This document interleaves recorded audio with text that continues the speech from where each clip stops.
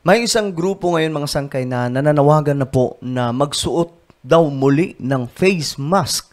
Ito daw po ay dahil mayroon na naman daw mga sangkay kumakalat dito sa ating bansa na bagong karamdaman na naman na kagaya po ng COVID. Well, alamin po natin ang totoo tungkol po dito.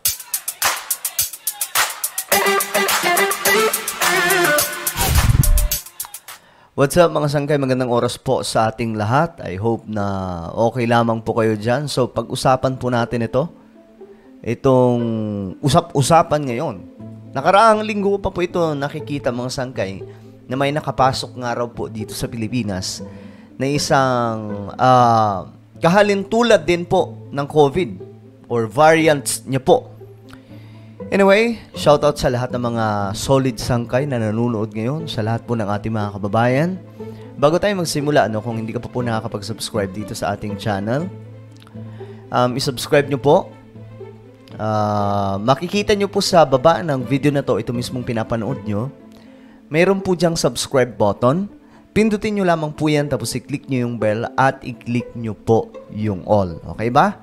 Nagigets ba ng lahat? I-click nyo po yung subscribe sa ibaba, i-click ang bell at i-click nyo po yung all. Sa mga nanonood naman po sa Facebook, i-follow nyo po ang ating Facebook page. So ito nga mga sangkay.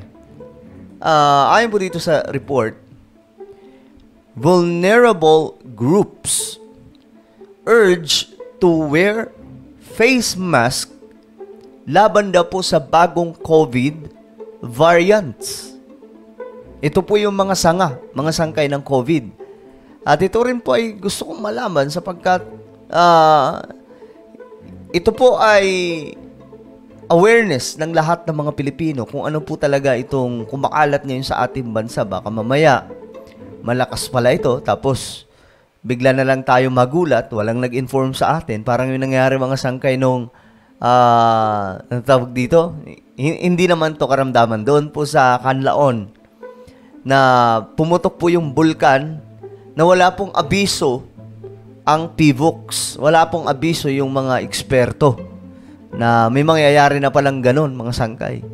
So, dito, kailangan aware po tayo sa mga nangyayari. Huwag po tayong aanga-anga pagdating po sa mga ganitong klaseng impormasyon dahil baka mamaya ang sisi na naman po natin kung kani-kanino, at least napaalalahanan kayo ng marami sa mga eksperto.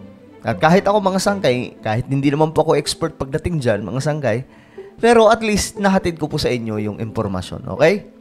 Vulnerable population are prone to be severely infected even with very mild manifestation of the new COVID-19 variants. Infectious diseases specialist Dr. Ronjean Salante explains this as he encourages vulnerable groups to wear face masks. So, sino kaya ang tinutukoy dito mga sangkay na sinasabing vulnerable groups or sectors na kailangan daw pong magsuot ng face mask? Dali, sa pagsusuot po ng face mask, dito, kung tutuusin dito sa Pilipinas, kailangan po talaga. Kasi yung polluted po, yung paligid natin, especially yung hangin, di ba? Yung pollution sa Pilipinas, dito sa Metro Manila ay malala. Mayroon pong tinatawag na microplastic na mga nakalutang lamang po sa hangin na pwedeng pumasok sa ating ilong, papunta sa ating lungs, papunta sa ating katawan, na pwedeng mag-create daw mga sangkay ng panibagong karamdaman sa atin. Ngayon, ito po ay maganda na malaman po nating lahat kung gaano ka-delikado ito. This is while a slight increase in COVID-19 cases were recorded in the country in the past few days. The vulnerable sectors include senior citizens aged 60 years old and above. Oh, 16 years old? Tama ba? 60 years old. Hindi 16. Sila pala. Include senior citizens aged 60 years old and above. Okay, so sila po yung vulnerable na sinasabi. Ibig sabihin, prone, madali pong tamaan nitong bagong COVID variants na kumakalat daw po dito sa Pilipinas. Immunocompromised and those with comorbidities. Sa ngayon, hindi pa natin kailangang mag-mandatory, no? Kasi hindi naman ganun pa rin kataas ang mga kaso. Ang ano lang pa rin natin is talagang isusulong natin na i-encourage natin, no? Ikayatin natin ang mga vulnerable population to wear the face mask, but not all population. So, yung mga vulnerable population. Okay. Gaya nga ng sinabi kanina, mga may edad na, 60 years old, above, sila daw po yung prone. Pero hindi ibig sabihin na hindi na po tatamaan yung iba.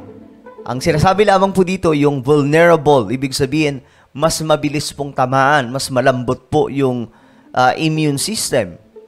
Mas madali po silang tamaan nitong, kahit ano, mga sangkay, kahit anong karamdaman, pwedeng tumama ng ganung kabilis. Kapag vulnerable ka, nako.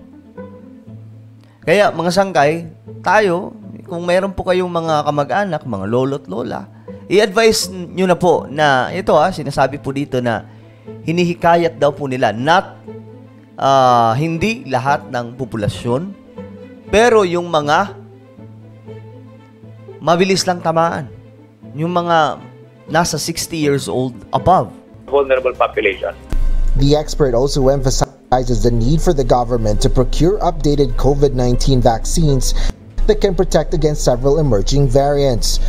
Dr. Solante, however, recommends the updated vaccines for the vulnerable groups. Kung meron man tayong mga i-recommend na mga bagong bakuna, yung updated vaccine, dapat ilaan pa rin natin yan sa mga vulnerable population. Okay. So, ina-advise nila mga sangkay na gumamit po ng mga vaccine for this kind of mga sangkay. Kasi galing po ito sa COVID variants. So, malamang, ito po ay COVID vaccines na kailangan pong gamitin para po sa kanila. Ito mga mabilis pong tamaan na nasa edad po 60 pataas. The Department of Health, on their part, assures the public that the increased COVID-19 cases is far from the alert threshold to be alarmed. Asher Kadapan Jr., UND. Okay, so yun lang naman mga sangkay, no? Kumakalat ito ngayon at hindi lang naman po ito isang beses nangyari na may mga COVID variants na nakakapasok sa isang bansa. Maraming beses na rin po ito nangyari mga sangkay. Pero, ayun nga, ina-advise po ng marami sa mga eksperto na pagdating po sa mga, kung mayroon po kayong mga kamag-anak, kung mayroon po kayong mga kakilala na nasa edad na po, na sinasabi nga po nila na 60 years old above, dapat magsuot daw po ng face mask. Inoobliga o nananawagan po sila sa mga vulnerable groups. Ito po yung mga lolo't lola na po natin na mas mabilis pong tatamaan kung sakaling wala po silang pamproteksyon sa kanilang physical na pangangatawan. Okay? So, ayun po, ibalita po natin ito sa inyong mga kapitbahay, sa inyo, lalong-lalo na kung may kamag-anak po kayo na nasa edad na po na 60 years old. But again, hindi lamang po sila ang tatamaan. Maging yung ibang mga mas mababang edad, mas bata, tatamaan din po. Pero, mas prone lang talaga yung 60 above. Kasi, mahina na po yung immune system, mas mabilis na pong tamaan. No? At, alam nyo mga sangkay, hindi na rin po tayo nagtataka kung bakit may mga ganitong klaseng situation. No? Kasi, biblical naman po talaga itong mga events na kagaya po nito na magkakaroon po ng iba't ibang klaseng karamdaman sa huling mga araw bago po bumalik ang ating Panginoong Hesus. Diba? If you are a Christ believer, you will easily understand. Okay? Maiintindihan mo ng ganun lang kadali kung bakit nangyayari ito ngayon sa ating mundo. Dahil nga po, lahat ng ito ay naipropesiya mula po sa Biblia. Okay? So ano po ang inyong komento mga sangkay na may kumakalat na naman pong karamdaman dito sa Pilipinas? I-comment nyo po sa ibaba ng mga opinion. Mayroon po ang isang YouTube channel, Sangkay Janjan Daily. Hanapin nyo po ito sa YouTube. Nag-upload po ako dito ng mga vlogs, mga sangkay, na pampa-good vibes at makikilala nyo pa ako lalo dito mga sangkay. So, hanapin nyo po ito sa YouTube, then click the subscribe, click the bell, and click all. Ako na po yung magpapaalam. Mag-iingat po ang lahat. God bless everyone.